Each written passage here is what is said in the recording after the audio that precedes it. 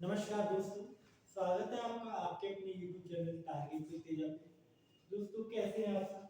आशा करता हूँ आप सब स्वस्थ और मस्त होंगे। मेरा नाम है मनोज और मैं आपके लिए लेकर आया हूँ एसएससी जीडी के पीवाईक्यू क्वेश्चन। इसमें हम कवर करते हैं दोस्तों जीके और जीएस का पार्ट। तो इसी क्रम में आज है आपका प्रैक्टिस सेट नंबर 11। तो चलिए दोस्तों शुरू करते हैं। आपका पहला प्रश्न, प्रश्न संख्या 1, 2011 की जब भारत की जनगणना के अनुसार निम्नलिखित में से किस भारतीय राज्य का लिंगानुपात भारत के संयुक्त लिंगानुपात से कम है? तो प्रश्न है ये आपका कि 2011 की जो जनगणना हुई उसके अनुसार किस राज्य का जो लिंगानुपात है भारत के औसत लिंगानुपात से क्या है, कम है। तो आइए ऑप्शन देखें। ऑप्शन 1 है आपका गुजरात, सेकंड उत्तराखंड, तीसरा झारखंड या चौथा असम। तो दोस्तों सही उत्तर कौन सा होगा इसका? इसका सही उत्तर होगा आपका ऑप्शन नंबर 1 गुजरात इसका सही उत्तर होगा। तो दोस्तों गुजरात की कितनी है आपकी 1000 पुरुषों पे कितनी महिलाएं हैं? 919 महिलाएं हैं। ठीक है, जो कि भारत के औसत लिंगानुपात से क्या है, कम है। ठीक है, भारत का कितना है औसत लिंगानुपात?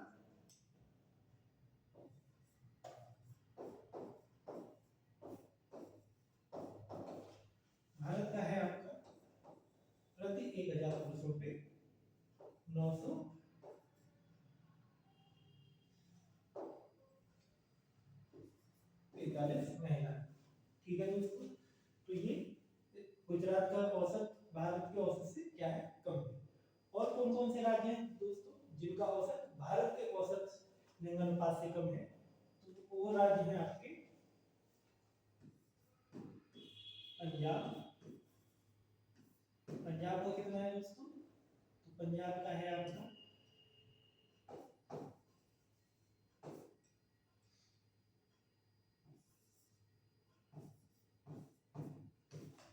ठीक है 1000 पुरुषों पे 895 महिला। और हरियाणा, हरियाणा का जो औसत है लिंगानुपात वो भी भारत के औसत लिंगानुपात से कम है। कितना है? प्रति 1000 पुरुषों पे 889 79 महिला। ठीक है, पुरुष हो गया, ये महिला है। ठीक है, तो दोस्तों हरियाणा जो है, हरियाणा का जो लिंगानुपात है वो सबसे कम है। ठीक है, सबसे कम। ठीक है दोस्तों, लिंगानुपात का क्या मतलब है? लिंगानुपात का मतलब ये है कि प्रत्येक 1000 पुरुषों पे कितनी महिलाएं हैं। ठीक है, क्यों 1000 पुरुष हैं और महिलाएं कितनी है 1000 पुरुषों पे 943। ये भारत का औसत है लिंगानुपात में। ठीक है दोस्तों, चलिए अगला प्रश्न देखें। प्रश्न संख्या 2, भारत में निम्नलिखित में कौन सा संवैधानिक निकाय का उदाहरण है? तो भारत में कौन सा संवैधानिक निकाय का उदाहरण है? मैंने आपको पिछली क्लास में बताया था संवैधानिक और गैर संवैधानिक या वैधानिक में क्या डिफरेंस होता है। ठीक है, आइए ऑप्शन देखते हैं। ऑप्शन फर्स्ट है आपका राष्ट्रीय मानव अधिकार आयोग, ऑप्शन 2 भारतीय खाद्य निगम, ऑप्शन 3 भारत का विधि आयोग या फिर ऑप्शन 4 भारत का निर्वाचन आयोग। तो दोस्तों प्रश्न ये था कि कौन सा संवैधानिक निकाय है, चारों में से कौन सा संवैधानिक निकाय है? संवैधानिक निकाय से तात्पर्य ये है आपका कि जिसके बारे में चर्चा क्या हो संविधान में पहले से ही लिखित हो। ठीक है, तो सही उत्तर कौन सा होगा हमारा? सही उत्तर होगा आपका ऑप्शन नंबर 4 भारत का निर्वाचन आयोग। तो भारत का निर्वाचन आयोग बच्चों कैसा है? ये आपका संवैधानिक निकाय है। ठीक है दोस्तों, ये कौन से भाग में आता है? तो भाग 15 है इसका। ठीक है,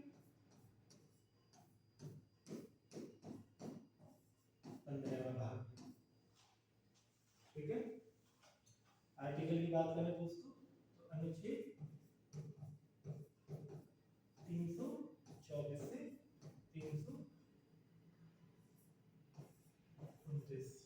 ठीक, तो जैसा कि मैंने आपको बताया, ये क्या है आपकी संवैधानिक निकाय है।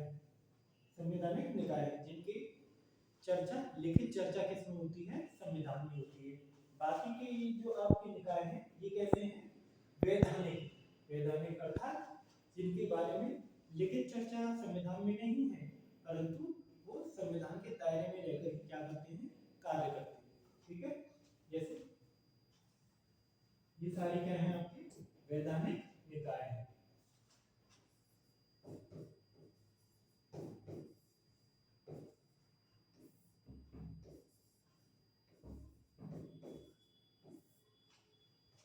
है ना दोस्तों, इनकी जो स्थापना है संसद के द्वारा समय समय पर की जाती है। जैसे राष्ट्रीय मानव अधिकार आयोग की स्थापना किसके लिए की, जितने भी फंडामेंटल राइट्स के होते हैं या ह्यूमन राइट जैसे बोलते हैं, ह्यूमन राइट्स कमीशन, तो ह्यूमंस की या इंसानों की जो मुख्य राइट होते हैं उनकी बचाव के लिए या उन्हें बचाने के लिए राष्ट्रीय मानव अधिकार आयोग की गठन की गई।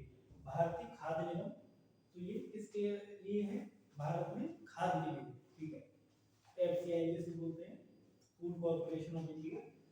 और भारत का विधि आयोग, विधि आयोग जिसमें क्या करता है, विधि बनाने में सहायता करता है।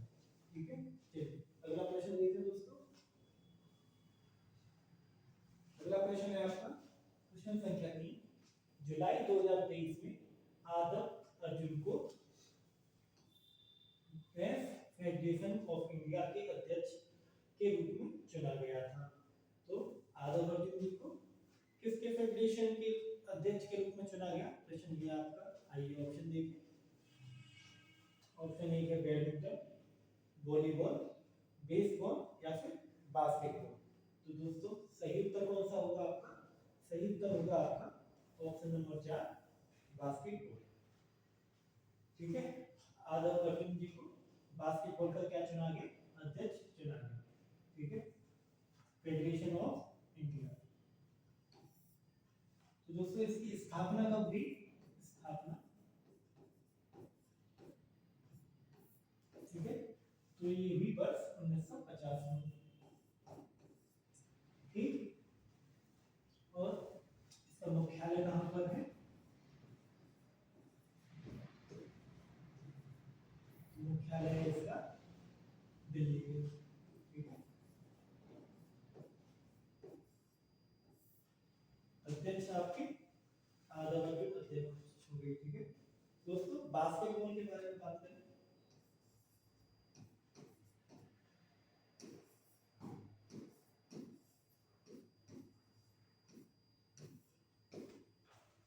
ठीक है, बास्केटबॉल तो ये एक कैसा गेम है, कोर्ट में खेला जाता है। ठीक है, आउटडोर गेम है वैसे तो। ठीक है, तो यहाँ पे बास्केट होती है अलग एक एक टीम की। कितने कितने खिलाड़ी होते हैं दोस्तों प्रत्येक टीम में, तो 5 खिलाड़ी होते हैं। ठीक है, 5 खिलाड़ी,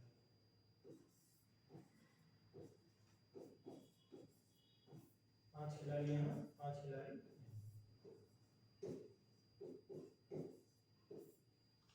ठीक है दोस्तों, बॉल होती है, बॉल को क्या करना है, प्रतिद्वंदी की बास्केट में डालना है, और प्रतिद्वंदी को क्या करना है, उस बॉल को डालने से, बास्केट में डालने से रोकना है। ठीक है, इस तरह का ये खेल होता है बास्केटबॉल आपका।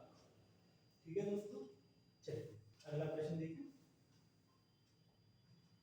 प्रश्न संख्या 4। 1950 और 1960 के दशक के दौरान मैक्सिको में अंतरराष्ट्रीय मक्का और गेहूं सुधार केंद्र और देश में अंतरराष्ट्रीय चावल अनुसंधान संस्थान यानी कि IRRI में कृषि विशेषज्ञों की एक टीम द्वारा विकसित की गई कृषि तकनीक को हरित क्रांति कहा जाता है। देखिए हर क्षेत्र से एक क्वेश्चन हरित क्रांति का जरूर आ जाता है। ठीक है, तो प्रश्न ये है कि जब आपकी हरित क्रांति की खोज हो रही थी, हरित क्रांति चल रही थी, तो किस किस देशों ने उसमें सहयोग किया। जैसे मैक्सिको में तो किसने सहयोग किया, आपका गेहूं सुधार केंद्र में। और किस देश ने चावल अनुसंधान संस्थान का सहयोग लिया तो वो किस देश का था? ये ऑप्शन देखे आपके, फिलीपींस, मेक्सिको, भारत या फिर न्यूयॉर्क। दोस्तों सही उत्तर कौन सा होगा इसका? Option 1 Philippines. तो कहाँ है आपका अंतर्राष्ट्रीय चावल अनुसंधान? ये आपका फिलीपींस में। ठीक है दोस्तों, फिलीपींस की राजधानी क्या है?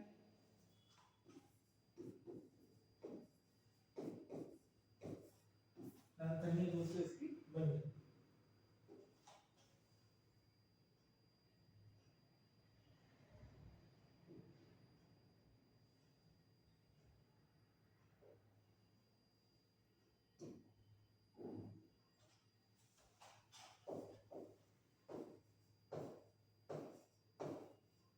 मनीला इसकी राजधानी फिलीपींस। ठीक है, जैसा कि आपको पता है हरित क्रांति के बारे में, हरित क्रांति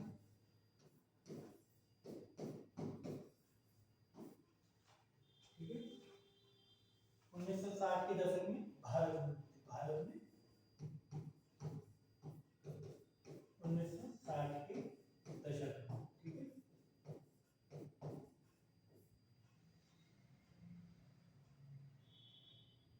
भारत में जनक किसे कहा जाता है? भारत में जनक, भारत में हरित क्रांति के जनक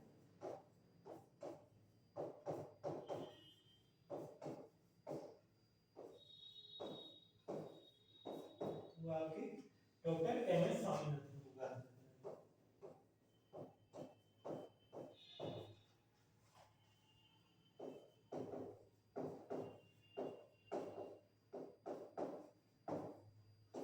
ठीक, और विश्व में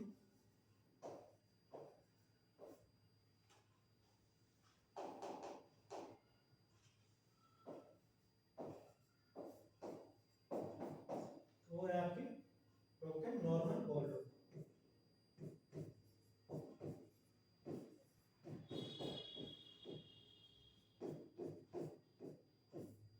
ठीक है, चलिए अगला प्रश्न देखिए, प्रश्न संख्या 5, 2011 की भारत की जनगणना के अनुसार दिए गए विकल्पों में से भारत का सबसे कम साक्षर राज्य कौन सा है? ठीक है, तो भारत की जब जनगणना हुई 2011 वाली जनगणना, तो उसके अनुसार सबसे कम साक्षर वाला जो आपका राज्य है वो कौन सा है? ठीक है, निम्नलिखित में से बताना है। ऑप्शन क्या क्या है हमारे पास? हिमाचल प्रदेश, बिहार, असम या फिर अरुणाचल प्रदेश। तो दोस्तों सही उत्तर कौन सा होगा? इसका सही उत्तर होगा आपका ऑप्शन नंबर 2 बिहार। बिहार क्या है? सबसे पिछड़ा राज्य माना जाता है साक्षरता के लिए। ठीक है, तो कितनी है इसकी साक्षरता? लगभग 64% क्या है साक्षरता है इसकी। ठीक है, और सबसे ज्यादा किस राज्य की साक्षरता है दोस्तों?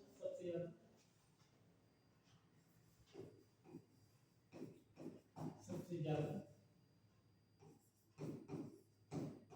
तो वो आपका केरल है, लगभग 92.66%। ये केरल का है। ठीक है, जनगणना की बात करें दोस्तों, जनगणना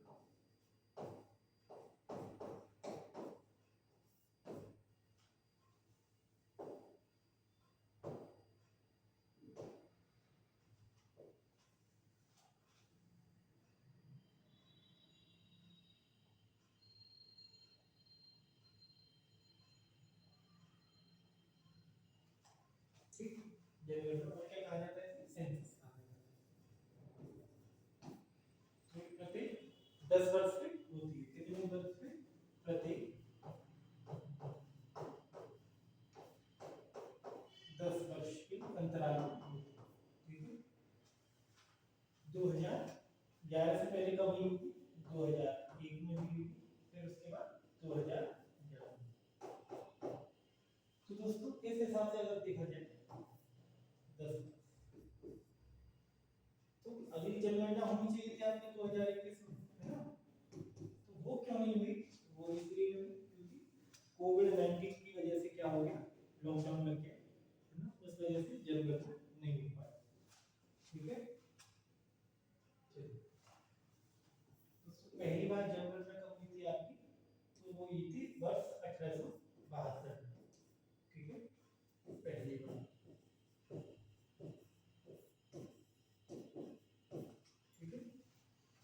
और नियमित रूप से कब हुई थी? नियमित रूप से हुई थी आपकी 1881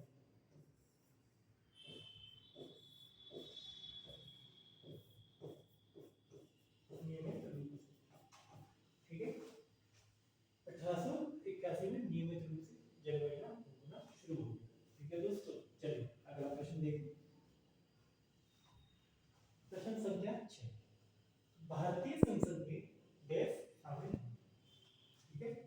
भारत की जो संसद है उसमें कौन कौन शामिल है, या भारत की संसद के कितने सदस्य होते हैं, ये प्रश्न इस तरह से भी पूछा जा सकता है, ठीक है।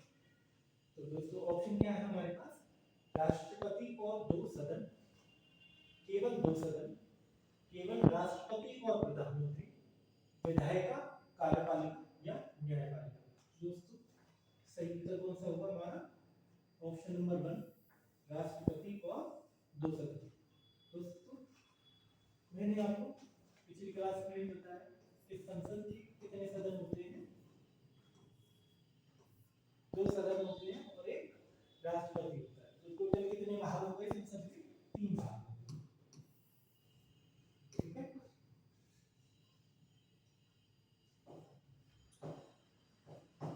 लोकसभा, राज्यसभा, ठीक है, और राष्ट्रपति, ठीक। संसद का अनुच्छेद कौन सा है दोस्तों, तो ये आपका 79 अनुच्छेद है, ठीक है। लोकसभा का अनुच्छेद कौन सा है दोस्तों, तो लोकसभा का अनुच्छेद आपका 80, राज्यसभा का 80 और राष्ट्रपति का ये 52 से इनकी शुरू होती है, ठीक है, पद का 52। लोकसभा को और क्या कहा जाता है दोस्तों, तो इसे लोअर हाउस या निम्न सदन भी कहा जाता है, निम्न सदन, ठीक। राज्यसभा को उच्च सदन, उच्च सदन, ठीक है। तो संसद के हमारे कितने भाग हो गए, 3 भाग हो गए, राष्ट्रपति और 2 सदन, ठीक है। लोकसभा में कितने मेंबर हो सकते हैं, अधिकतम 545, ठीक। और राज्यसभा में 250, ठीक है, जिसमें से 238 जो होंगे वो आपके क्या होंगे, अप्रत्यक्ष रूप से चुने जाएंगे,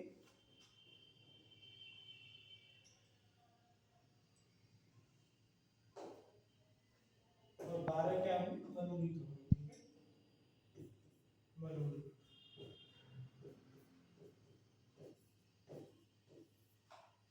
ठीक। ये क्या होंगे, अप्रत्यक्ष चुनाव होगा। दोस्तों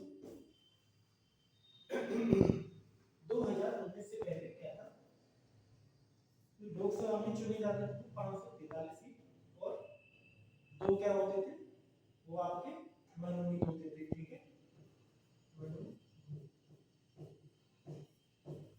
लेकिन 2019 के बाद मनोनीत को क्या कर दिया गया, समाप्त कर दिया गया। आगे यूनियन को मनोनीत किया जा सकता था, लेकिन 2019 के बाद क्या कर दिया, इसे समाप्त कर दिया गया, ठीक है। चलिए अगला प्रश्न, प्रश्न संख्या 7, निम्नलिखित में से कौन सा युग खेल व्यक्ति व्यक्ति खेल से सम्मिलित है, ठीक है। तो ऑप्शन है आपके यहाँ पे, आपको बताना है, एक खिलाड़ी दिया हुआ है और उसके सामने खेल दिया हुआ है, ठीक है, 2 कथन है, आपको बताना है दोनों में से कौन से सही है या कौन कौन से सही है, ठीक है। पहला क्या है, स्मृति मंदाना, हॉकी, स्मृति मंदाना क्या हॉकी से संबंधित है, नहीं, कथन ये हमारा गलत। ज्योति व्याराजी क्या ये क्रिकेट से संबंधित है, नहीं, तो कथन ये भी हमारा गलत हो गया। तो हमें बताना है निम्न में से कौन सा युग खेल व्यक्ति से सम्मिलित है, तो ना तो एक सम्मिलित है और ना ही दूसरा सम्मिलित है, तो ऑप्शन कौन सा सही हो गया हमारा, ऑप्शन नंबर 3 ना तो 1 और ना ही 2, तो दोनों हमारे ऑप्शन क्या है यहाँ पे गलत है, क्योंकि सम्मिलित नहीं है। सही कौन सा सम्मिलित होगा? स्मृति मंदाना किससे होगी? ये आपकी क्रिकेट से, ठीक है। चर्चित खिलाड़ी है ये स्मृति मंदाना, और ज्योति यारा जी होंगी आपकी ये हॉकी से, ठीक है। चलिए अगला प्रश्न देखें। प्रश्न संख्या 8, महिला और बाल विकास मंत्रालय द्वारा आयोजित पोषण पखवाड़ा 2023 का केंद्रीय विषय क्या था? तो दोस्तों महिला और विकास मंत्रालय द्वारा आयोजित किया गया पोषण के लिए पोषण पखवाड़ा 2023 का केंद्रीय विषय क्या था, थीम क्या था, ठीक है। ऑप्शन देखिए, बाजरे का आयात बढ़ाना, पर्यावरणीय स्थिरता पहल, ग्रामीण क्षेत्रों में महिलाओं का सशक्तिकरण, या फिर ऑप्शन नंबर 4 पोषण सुरक्षा के लिए बाजरे आधारित खाद्य पदार्थ। दोस्तों सही उत्तर कौन सा है हमारा? सही उत्तर है ऑप्शन नंबर 4 पोषण सुरक्षा के लिए बाजरे आधारित खाद्य पदार्थ। ये इसकी क्या है? थीम, महिला और बाल विकास मंत्रालय द्वारा आयोजित किया गया, ठीक है। चलिए अगला प्रश्न, कौन सा प्रतिष्ठित भारतीय शास्त्रीय गायक जिन्हें अक्सर मेवाती मास्टर के रूप में जाना जाता है, ख्याल गायन में अपनी महारत और रागों के प्रति अपने अभिनव दृष्टिकोण के लिए बनाया जाता है या माना जाता है? तो कौन से ऐसे कौन है आपके शास्त्रीय गायक हैं जिन्हें मेवाती मास्टर है ना के रूप में जाना जाता है, और वो अपने ख्याली गायन के लिए भी प्रसिद्ध है, ठीक है। दोस्तों कौन से हैं? आइए ऑप्शन देखें, पंडित जसराज जी, हरिप्रसाद चौरसिया, जाकिर हुसैन, या फिर ऑप्शन 4 बिस्मिल्लाह खान। तो दोस्तों सही उत्तर कौन सा होगा हमारा? Option number 1 Pandit Jasraj. ये कौन है? इन्हें मेवाती मास्टर भी कहा जाता है। बेसिकली ये क्या है? शास्त्रीय गायकार, ठीक है, शास्त्रीय गायकार, बाकी की गायक।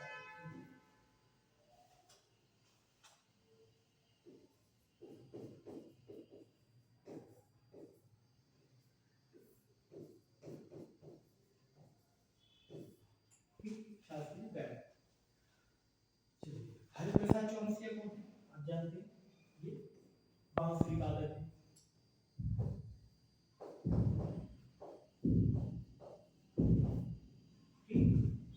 जाकिर हुसैन साहब ये क्या है?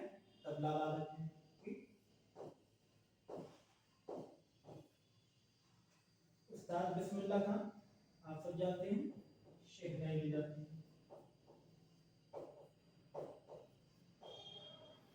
ठीक दोस्तों। पंडित जसराज जी क्या है? शास्त्रीय गायक है। बाकी के जो ऑप्शन है हमारे ये क्या है? ये वादक है, ठीक है। ये कोई ना कोई एक वाद्य यंत्र बजाते हैं, जैसे हरिप्रसाद चौरसिया बांसुरी, जाकिर हुसैन जी तबला, और बिस्मिल्लाह खान शहनाई, ठीक है दोस्तों। चलिए अगला प्रश्न देखें। प्रश्न संख्या 10, घाटे में कमी के बारे में निम्नलिखित पढ़ें। घाटे में कमी, तो घाटे में कमी करने के लिए यहाँ पे दो आपके वो दिए आपके दिए रखे हैं, ठीक है। इसमें से हमें पढ़ के बताना है कौन सा सही है, सही कथन की पहचान करनी, ठीक है। कथन देखें, कथन ए, सरकार का घाटा करों में वृद्धि या व्यय में कमी किया जा सकता है, व्यय में कमी से कम किया जा सकता है। तो बेसिकली ये कह रहा है सरकार का जो घाटा है वो या तो करों में टैक्स में वृद्धि करके घटाया जा सकता है, ठीक है, या व्यय में कमी करके, या फिर सरकार कम खर्च करे तो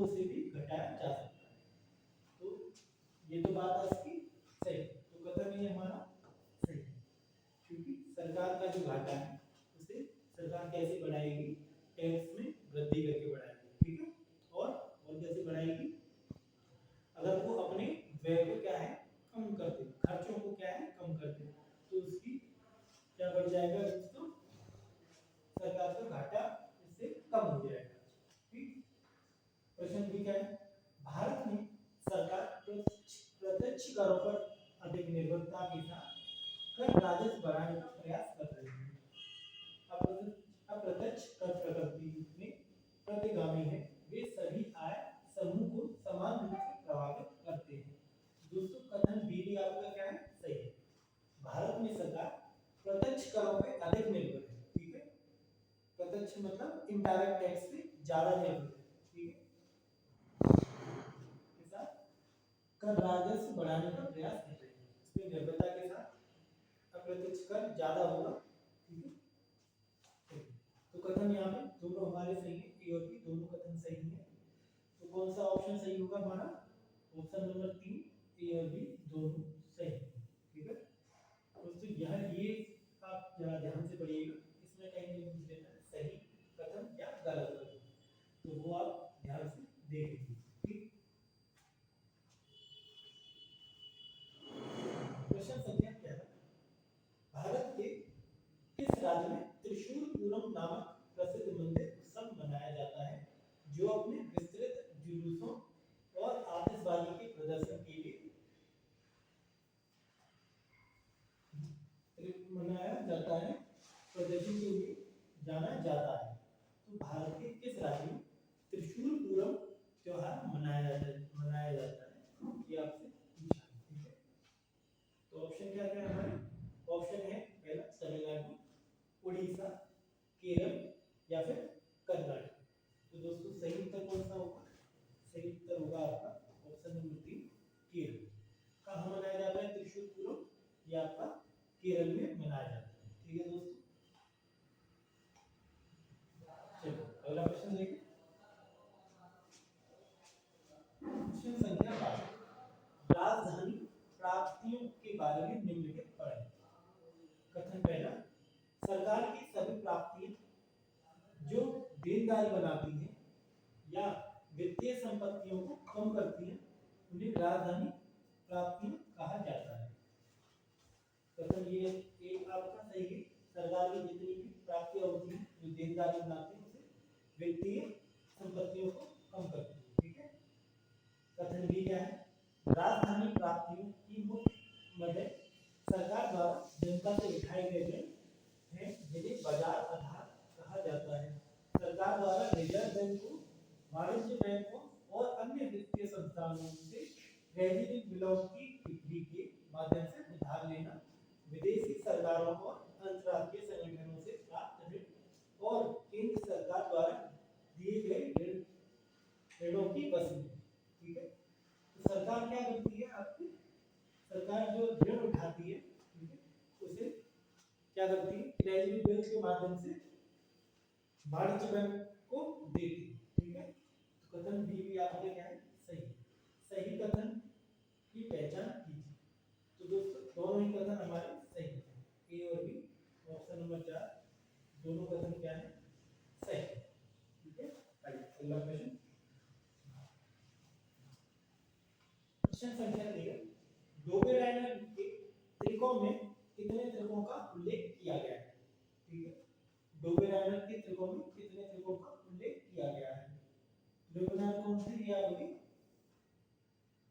रसायन वैज्ञानिक थे, ठीक है।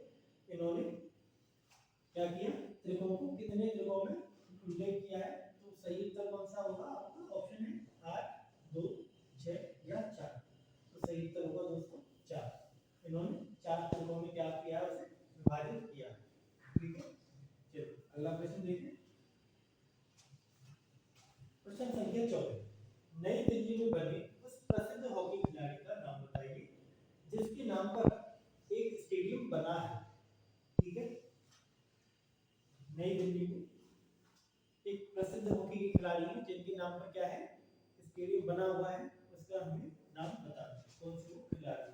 ऑप्शन देखें दोस्तों, option A Dhanraj Pillay, option 2 Sardar Singh, option 3 major Dhyan Chand या ऑप्शन 4 बलबीर सिंह।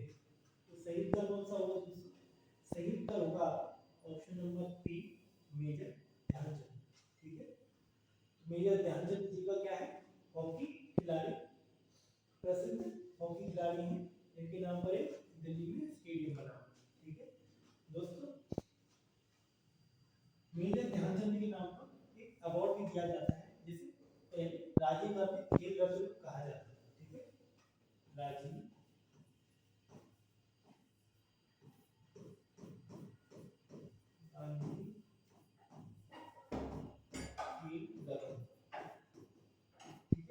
का नाम बदल के क्या कर दिया, मेजर ध्यानचंद अवार्ड।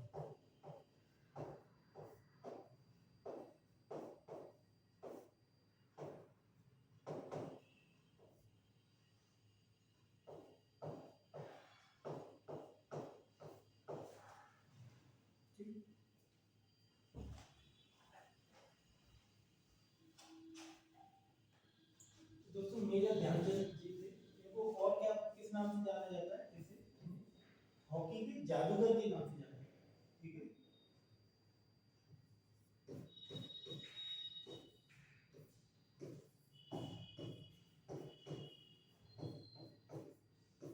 हॉकी के जादूगर के नाम से जाना जाता है। इन्होंने भारत को ओलंपिक में लगातार 3 ओलंपिक में क्या है, स्वर्ण पदक जीता है। कौन कौन से ओलंपिक में, तो 1928, 1932 और 1936, ठीक है। क्या दिला है, स्वर्ण पदक।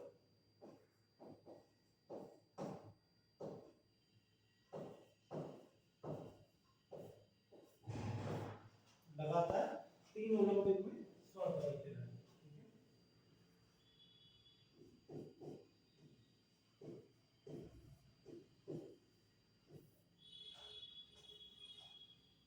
ठीक। चलिए अगला प्रश्न देखें। प्रश्न संख्या 15, गिद्धा नृत्य मुख्य रूप से किससे संबंधित है। तो ये नृत्य है, किससे संबंधित है, ये आपको बताना है। ऑप्शन क्या है हमारे पास, पंजाब, बिहार, गुजरात या पश्चिम बंगाल। तो दोस्तों सही उत्तर कौन सा होगा इसका, सही उत्तर होगा आपका ऑप्शन नंबर 1 पंजाब। पंजाब का क्या नृत्य, गिद्धा नृत्य बहुत ही प्रसिद्ध है, जो कि किसके द्वारा किया जाता है, महिलाओं के द्वारा किया जाता है, जिसमें महिलाएं क्या करती हैं, जोर जोर से क्या है, तालियों के माध्यम से ये नृत्य किया जाता है, ठीक है दोस्तों। और कौन सा नृत्य है पंजाब का, तो भांगड़ा है, भांगड़ा।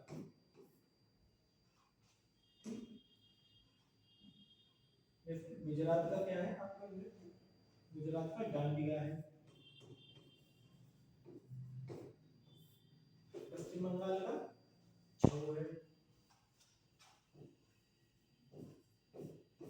ठीक है। ये कुछ अलग अलग राज्यों की क्या है, नृत्य है, ठीक है। अगला प्रश्न, प्रश्न संख्या 16, भारतीय पुनर्जागरण के जनक के रूप में कौन जाने जाते हैं। पुनर्जागरण के जनक के रूप में कौन जाने जाते हैं और बंगाल पुनर्जागरण आंदोलन में मुख्य भूमिका निभाई थी, ठीक है। ये प्रश्न है आपका। ऑप्शन क्या क्या है हमारे पास, बंकिम चंद्र चट्टोपाध्याय, ईश्वर चंद्र विद्यासागर, राजा राम मोहन रॉय या रविंद्रनाथ टैगोर। तो दोस्तों सही उत्तर कौन सा होगा, राजा राम मोहन रॉय। तो राजा राम मोहन रॉय क्या कहा जाता है, भारतीय पुनर्जागरण का जनक कहा जाता है, ठीक है। और भी इनकी काफी सारी क्या है उपाधियां, जैसे आधुनिक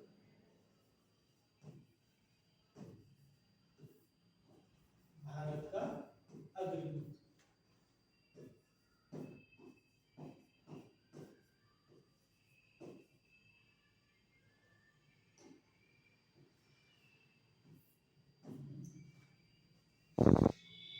ठीक है। आधुनिक भारत का अग्रदूत भी इन्हें कहा जाता है, राजा राम मोहन रॉय को, ठीक है। इन्होंने वर्ष 1928 में क्या किया था, ब्रह्म समाज की स्थापना करी थी,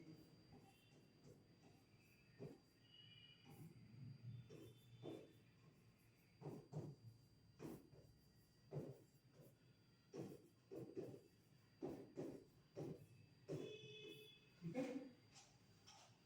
इन्होंने और क्या क्या रखवाया था दोस्तों, इन्होंने सती प्रथा का विरोध किया और सती प्रथा बंद करवाई,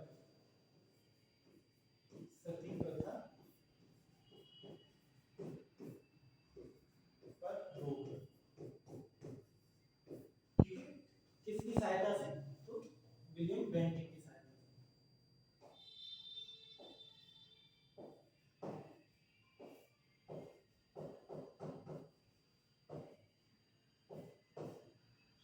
रेजिमेंट की सहायता से क्या है सती प्रथा को रोक लगवाई। ठीक है, और भी छोटी प्रथा थी उन पर भी क्या रोक लगवाई। दोस्तों इन्होंने रूढ़िवादी जो विचारधारा है उनसे बाहर निकलने के लिए अथक प्रयास किए। ठीक है, और इन्होंने कई सारे कॉलेज बनवाए। ठीक है, जिसमें क्या है आधुनिक पढ़ाई के साथ साथ भारतीय पढ़ाई भी कराई जाती थी। ठीक है,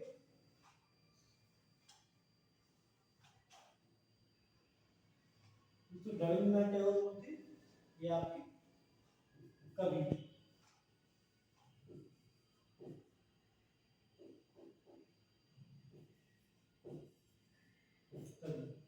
इनको क्या मिला था?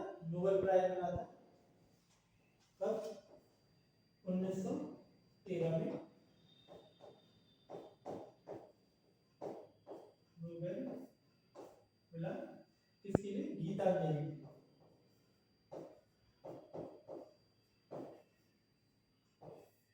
गीतांजलि इनकी कविताओं का क्या है संग्रह है, जिसके लिए इन्हें क्या मिला था दोस्तों? 1913 में नोबेल प्राइज से सम्मानित किया गया था। साहित्य के क्षेत्र में ये नोबेल मिला था। ठीक है, ईश्वर चंद्र विद्यासागर जी कौन थे?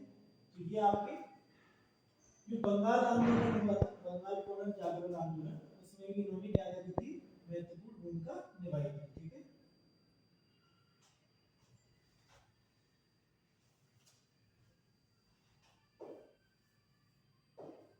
विधवा पुनर्विवाह।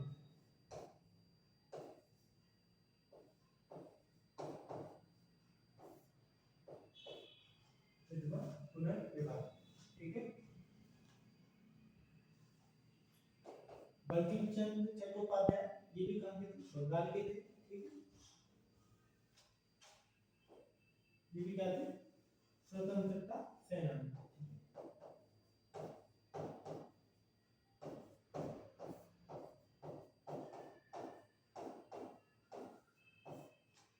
चलिए अगला प्रश्न देखिए। क्वेश्चन संख्या 7, डैश शहर खाड़ी पर पेट, जिसे पेट भी कहा जाता है, में कच्छ के रण में स्थित था, जहां ताजा पानी और उपजाऊ मिट्टी थी।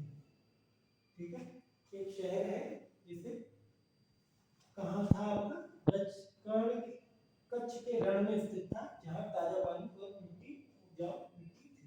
तो दोस्तों का सही उत्तर कौन सा होगा हमारा? ऑप्शन क्या है? लोथल, धौलावीरा, हड़प्पा या मोहनजोदड़ो। सही उत्तर कौन सा होगा दोस्तों? Option number 2 Dholavira. धौलावीरा ऐसा शहर है जिसे खादर बेट, जिसे बेट भी कहा जाता है। ठीक है, ये किसका हिस्सा है दोस्तों? ये सिंधु सभ्यता का हिस्सा है। ठीक है,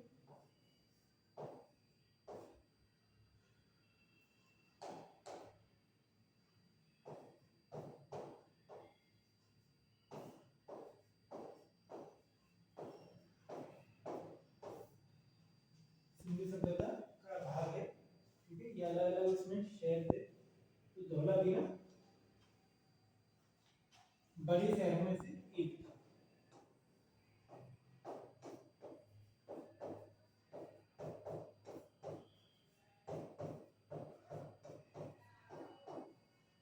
ठीक,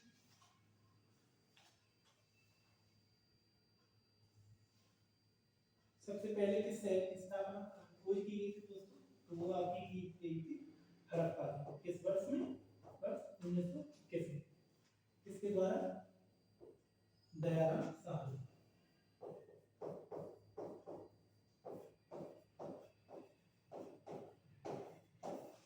ठीक, मोहनजोदड़ो की स्थापना की खोज कब की गई?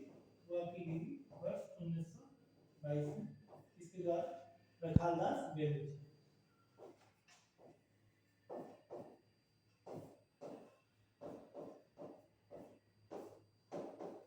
ठीक,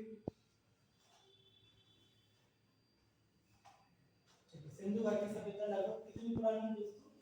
तो ये है आपकी 1900 से 2600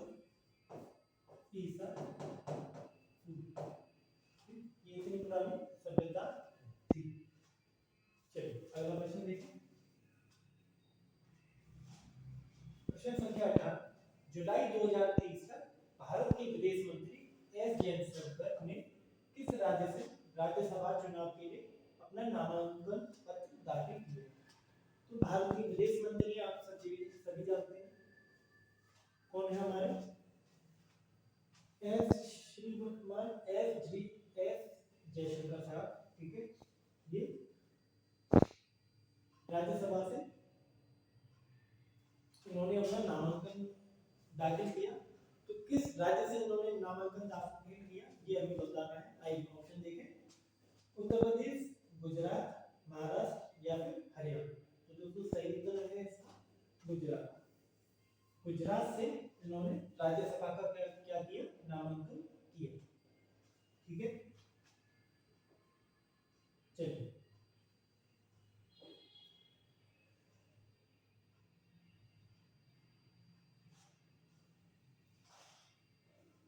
ठीक है दोस्तों मंत्री जो होते हैं, मंत्री को क्या होना चाहिए, या तो दोनों में से किसी एक सदन का सदस्य होना चाहिए, दोनों में से किसी एक सदन का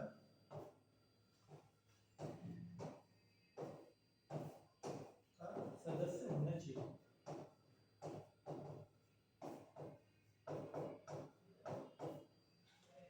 मंत्री को क्या है, दोनों सदनों में से किसी एक सदन का हिस्सा होना चाहिए, जैसे लोकसभा से या राज्यसभा से, तो दोनों में से किसी एक से होना चाहिए, ठीक है। मंत्री की कौन करता है, मंत्री की नियुक्ति कौन करता है, क्योंकि राष्ट्रपति के द्वारा की जाती है, राष्ट्रपति के, ठीक। तो दोस्तों कहने की बात यह है कि मंत्री बिना किसी सदन का हिस्सा हुए कितने महीने तक मंत्री पद पर रह सकता है। कोई भी व्यक्ति बिना किसी सदन का हिस्सा हुए कितने समय तक मंत्री के पद पे रह सकता है, तो वह आपका 6 महीने,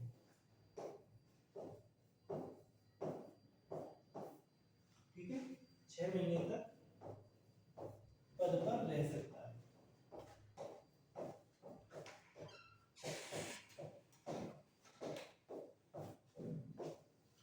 ठीक है, कोई भी व्यक्ति, कोई भी आम व्यक्ति कितने महीनों तक मंत्री के पद पे रह सकता है, तो 6 महीने तक रह सकता है। उसके बाद उसे क्या करना पड़ेगा, या तो लोकसभा या राज्यसभा से चुन कर आना पड़ेगा, ठीक है, तब जाके वो क्या रहेगा, मंत्री रह पाएगा। चलिए अगला क्वेश्चन देखिए, क्वेश्चन संख्या 19, कर्नाटक का कौन सा नृत्य रूप बड़े ढोलों और पुरुषों के गले में लटकाकर किया जाता है और जो अपने धार्मिक और युद्ध के उत्साह के लिए जाना जाता है? तो कौन का, कर्नाटक का एक नृत्य रूप बड़े ढोलों के साथ किया जाता है, इसमें पुरुष क्या करते हैं, गले में लटकाते हैं ढोलों को और अपने धार्मिक और युद्ध को क्या है, उत्साह के लिए जाना जाता है। तो 4 ऑप्शन है हमारे, घोड़े मोदनी, कुम्मी, डांडिया या डोलू कुनीथा। दोस्तों सही उत्तर है इसका डोलू कुनीथा। ये जो नृत्य है कहाँ का है, कर्नाटक का नृत्य, ठीक है।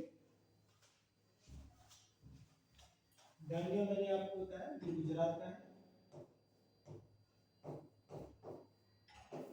ठीक।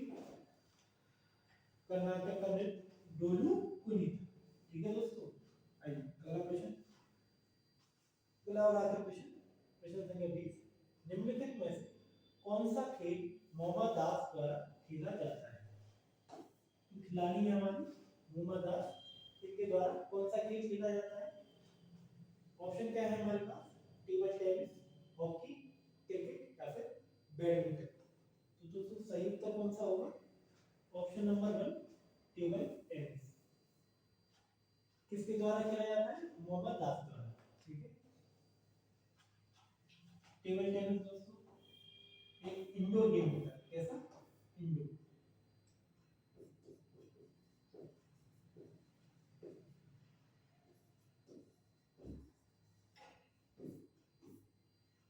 यानी इसके लिए ये बंद जगह में भी खेला जा सकता है, ठीक है, काफी छोटी जगह में भी खेला जा सकता है। क्या होता है इसमें, एक लकड़ी का बोर्ड होता है, ठीक है, जिसमें आपको एक रैकेट का छोटा रैकेट होता है, उसकी सहायता से छोटी मुलायम बॉल, पिन पॉन बॉल भी उसको बोलते हैं, उसके साथ खेला जाता है। कितने खिलाड़ी होने चाहिए दोस्तों इसमें, या तो एकल होता है, एकल भी होता है, एकल यानी एक ही खिलाड़ी, या युगल भी खेल सकते हो, ठीक है, युगल दो दो खिलाड़ी खेल सकते हैं, ठीक है। चलिए अब इसी के साथ दोस्तों आज की क्लास आपकी समाप्त होती है। क्लास आपको कैसी लगी या आप हमें कमेंट में बता सकते हैं, ठीक है। आप हमारे चैनल टारगेट विद तेजा को इसे स्कैन करके भी इसे सब्सक्राइब कर सकते हैं, जिसमें हम आपको SSC CGL CHSL CPO MTS और अन्य सरकारी विभागों की तैयारी कराते हैं। आप हमें फेसबुक पे फॉलो कर सकते हैं, इंस्टाग्राम पे ज्वाइन कर सकते हैं, टेलीग्राम पे हमारे साथ जुड़ सकते हैं और व्हाट्सएप के माध्यम से अगर आपकी कोई क्वेरी है तो आप हमसे जुड़ सकते हैं। ठीक है दोस्तों, धन्यवाद।